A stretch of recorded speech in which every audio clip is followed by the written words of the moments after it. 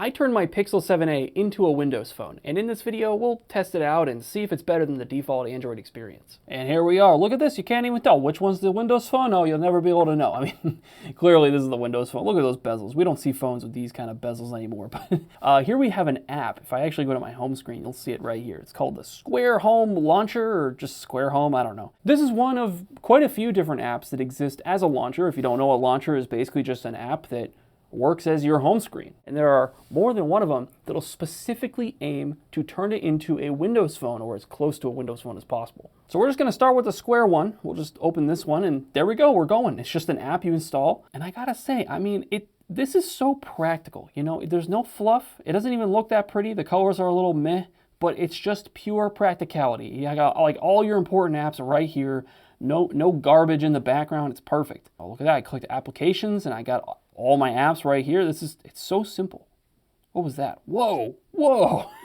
Look at that thing. Oh, it looks like I even have like customization options down here. I can make like folders, add tags to different apps. I guess I can even search my apps. Yeah, okay, cool. And sure enough, if I just like click on anything at all, it'll open the correct app that it's supposed to. Now, if we compare it to an actual Windows phone, the accuracy, I would say it's fine, but it's not that amazing. Like there's so many little details. Like if I click on the phone, I love all the tiles like flip away when the app opens. It's got like a really cool animation. I don't know, I just always really like that. If I do the same thing here, it kind of tries to do the same thing, but you can tell it's just doing a basic animation and then just opening the app. It's just kind of clunky. And obviously you don't have other really cool features like the Xbox app. I guess I can install the Xbox app on my Android phone. It's not the same Xbox app though. All right, I installed the Xbox app. Let's just click right here. We can add an application. I just select the Xbox, and there we go. There it is. Can I make it big? Large. Yeah, hey, that's pretty close. In fact, actually, let me take a second and just get this looking as close as possible to what we got going on over here.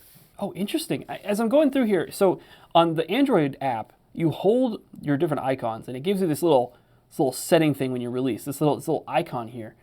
Which is kind of cool, but I actually just realized if you hold the icon here, it gives you like almost the exact same little icon. That's just a cool little detail, I think. Oh yeah, in fact, if you hit the little arrow, you can make it different sizes even. Oh, that's so neat. Oh, I can even, oh, that's so cool. I can even like make it whatever size I want. 3 blocks wide and a 2, 4. I can make it like this big if I really wanted to for some reason. And there we go. I got it pretty close, I think. Not an exact match for everything, but I mean, if I just opened this up, I just turned this phone on and looked at this, I'd be like, oh, that's a Windows phone. I don't know, that's really cool. Of course, it's not exactly the same. I opened up the Xbox apps on both devices. This Xbox app is obviously very 360 themed and has all the 360 era stuff. And this one is basically just for setting up a new console and doing like very basic stuff on your series console. So there's other things here too, like there's a separate app for voicemails on Windows phones. I didn't see a voicemail app. I bet I could make a shortcut that would like be called voicemail that could like link to the voicemail section of the phone app or something. It's not worth going into, but it's just like little details like that you're obviously not going to be able to fully replicate. And again, even then, it's still just kind of awkward how you open up a tile and it does like a kind of cool animation, but then you just open into like the normal Android UI. You obviously are not Windowsifying the entire UI of every app you have installed. That would be insane. And speaking of Windows, I'm sure many of you out there are watching this video on a Windows PC right now at your desk. Now, if you're smart like me, you'd be using your desk in standing mode right now. But if you don't have a standing desk yet, let me introduce you to today's sponsor, FlexiSpot.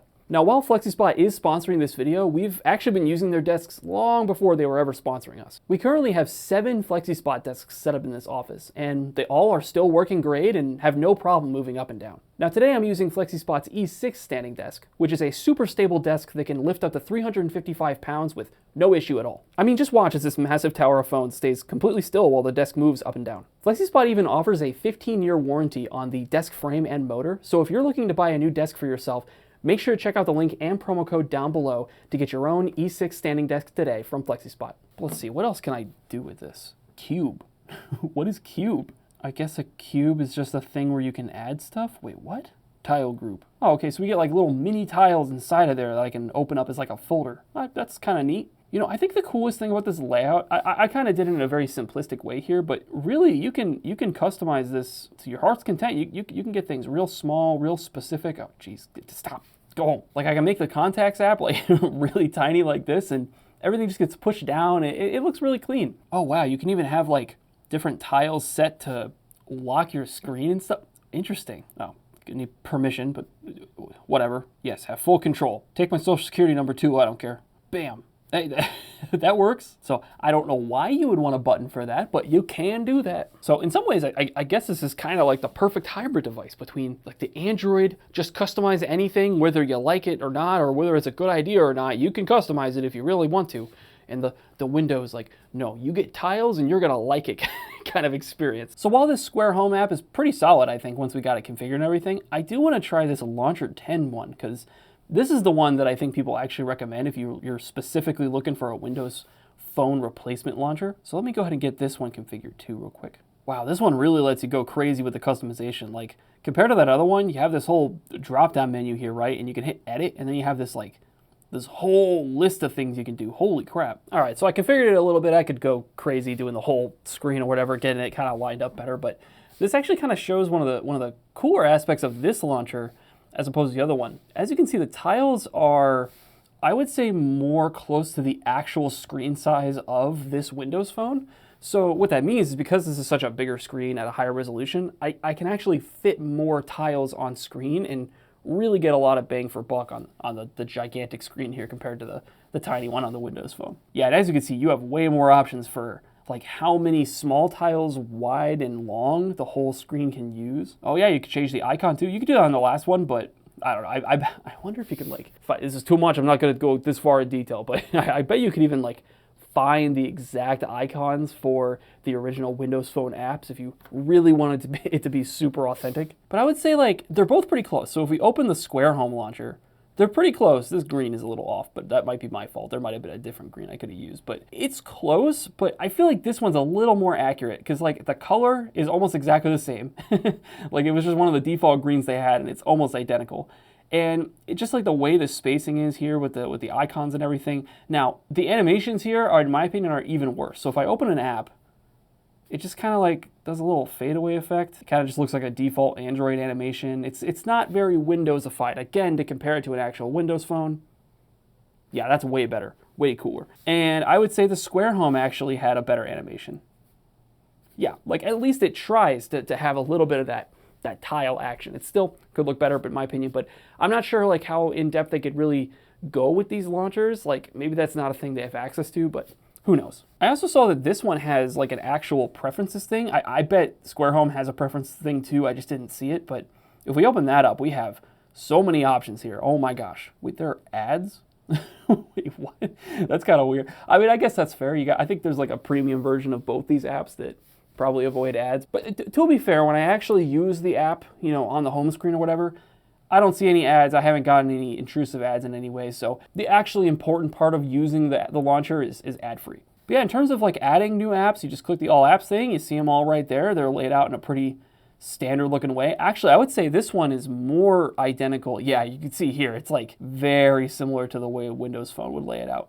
That's pretty cool. Actually, it's not even like a thing you purchase. It's a subscription. You could subscribe to remove ads. Oh, that's something. Nope. That's a hard pass for me. Oh, look at that though. I did find this setting that allows me to adjust like the amount of space in between the tiles. So now we have something really similar. I'd probably go like one number lower than what I have here. It's maybe a little too wide, but now it's looking really close. And that's the kind of thing, again, maybe it's in the other launcher. I just didn't see the settings, but that's the kind of thing that seems like this Launcher 10 kind of has above the other one. The level of customization here is, again, a little too much, a little too crazy. Nothing I really need, honestly. The other one, I like how pick up and play it was. You have things available, the little gestures and stuff to adjust the icon size. It was all very intuitive, very good. So personally, I like that one a little more. Let me take a deeper look into that one more time though to make sure it doesn't have any little subscription service nonsense. Wait a minute, this one's even worse. I found the home options and the first thing I see here is you are currently on a free trial of premium features, 13 days remaining. Wait, that is so sketch. So they just immediately roll you on in there. They get you the good stuff and you're like, oh, you like what you see here? And then after 2 weeks, you're suddenly gonna open up your launcher and it's gonna look all bad and wrong. It'll be filled with ads. I don't even know what it would look like by default, but you gotta pay us the shmoney. Oh, I went to go adjust some settings and the The app crashed. The Square Home just crashed on me. All right, I guess I'll close it. And now it refuses to reopen. What the heck? Oh, great, I made it worse. Now I have it set as my default launcher, and every time I swipe up, it just dies. This is all I get. I guess I can try to restart the phone real quick. All right, give me a sec.